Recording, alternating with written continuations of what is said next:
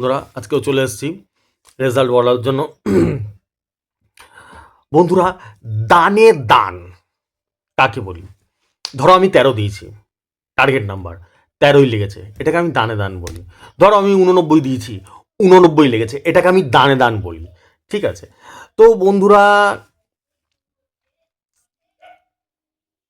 একটা মানুষের target number যদি প্রত্যেক দিন দানে দান লাগে, বছরে 365 দিন দানে দান লাগে, তাহলে তোমরাই বিচার করো। বিচারটা আমি তোমাদের উপরেই ছেড়ে দেবো। তাহলে কি তোমাদের প্রাইজ পাওয়ার চান্সটা বেশি থাকে না কম থাকে? এটা তোমরাই বিচার করো। ঠিক আছে? যেরকম আজকের উদাহরণটা দিচ্ছি, 3 মিডিল দিয়েছিলাম, 3 মিডিল, 3-এর সাথে 1 দিয়েছি, একেবারে 3-এর সাথে 1 লেগেছে, 500 ঘর। ঠিক আছে? বিচারটা আমি তোমাদের হাতেই ছেড়ে দেবো। তারপর আমি অল্প মিডিল দিই, মাত্র 6টা মিডিল দিই।